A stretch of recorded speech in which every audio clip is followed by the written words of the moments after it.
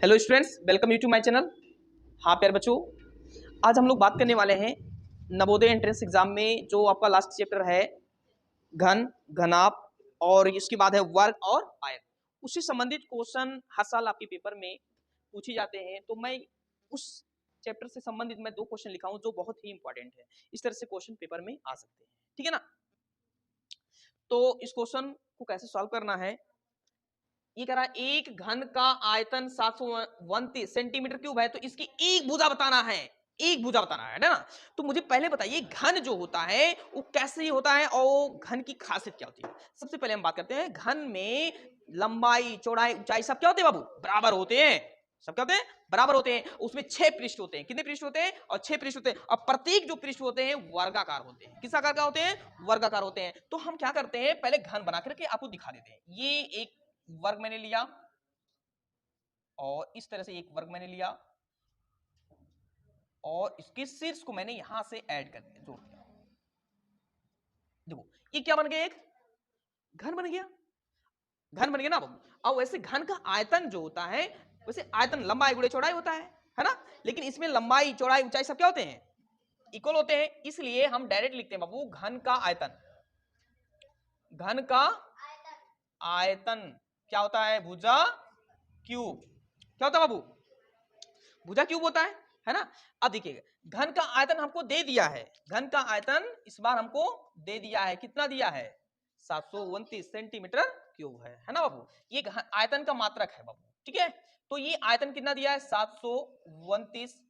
और ये भुजा हमको निकालना बाबू, आपको पता होगा, मैं बताया था आपको कि अगर ये कोई भी पावर अगर इधर जाता है तो ये करड़ी के रूप में बन जाता है, उतना समझ में आ रहा ना। तो ये करड़ी के रूप में बनेगा, यहां 3 आ जाएगा करड़ी इसका, और 3 जब रहेगा तो उसको हम क्या पढ़ते हैं बाबू, घनमूल। क्या बोलते हैं, घनमूल, क्यूब रूट बोलते हैं। अब यहां देखिए 729 का घनमूल जब निकालेंगे तो कितना आ जाएगा। वैसे हम इसको अलग अलग भागों में कर दे रहे हैं बाबू, 9 मल्टीप्लाई 9 मल्टीप्लाई 9 हो जाएगा। तो इसका जो है घनमूल निकालेंगे तो कितना आ जाएगा 729 का। वैसे घनमूल में कितने का जोड़ा बनता है, 3 अंक हुआ। अब यहां देखिए ये बन जाएगा 9, तो 9 सेंटीमीटर आएगा। आगे कि नहीं आ गया, हाँ। इसकी एक भुजा क्या होंगे, कितने होंगे, 9 सेंटीमीटर का, ठीक है ना। तो आपका ऑप्शन कौन सा होगा, पहला, ठीक है ना। फिर उसकी बात कर रहा है एक आयत की विमाएं 20 सेंटीमीटर गुणे 10 सेंटीमीटर है ना। इसकी फर्श पर लगाने के लिए 5 मीटर भुजा वाले वर्गाकार कितने पत्थर चाहिए। अब यहां ध्यान दीजिएगा, जो विमाएं हैं बाबू वही लंबाई और चौड़ाई है ना, लंबाई और चौड़ाई। अब मुझे बताओ आयत क्या होता है।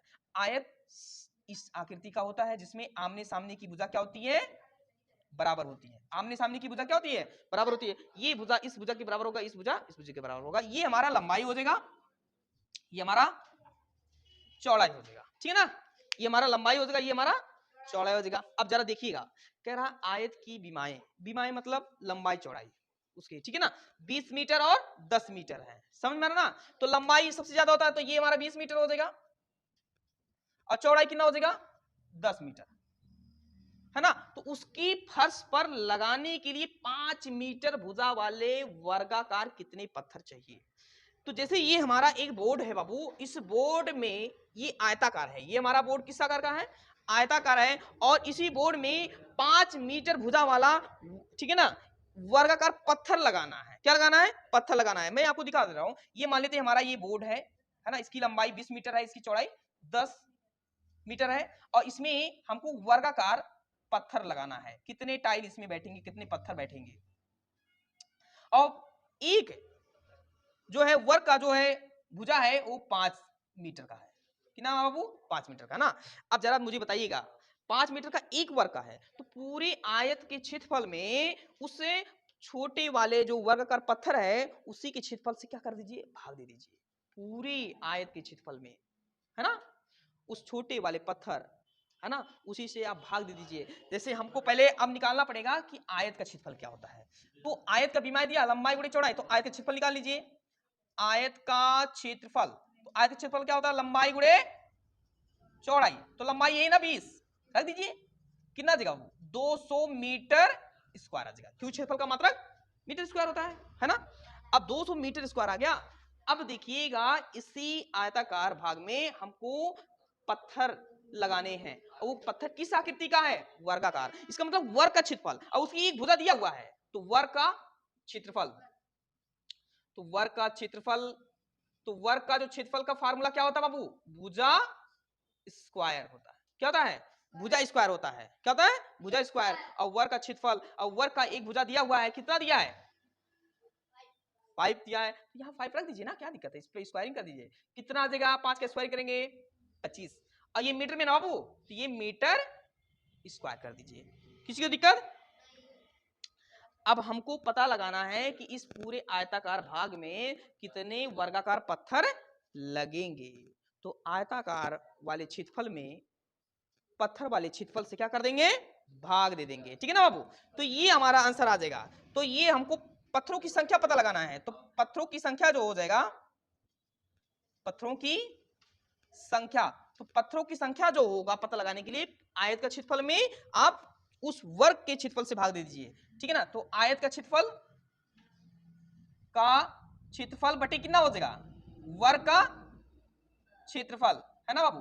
तो आयत का कितना क्षेत्रफल है ना, 200 मीटर, है ना स्क्वायर, तो ये जगह 200, अब वर्ग का क्षेत्रफल कितना है 25, बस आप भाग दे दीजिए, कितना आ जाएगा 8। तो कितने टाइल लगेंगे, कितने पत्थर लगेंगे बाबू, 8। तो आंसर कहीं दिख रहा है, यहां पर, है ना। चलो ठीक है ना बाबू, तो ये इस तरह से क्वेश्चन आपके पेपर में आते हैं। ठीक है ना।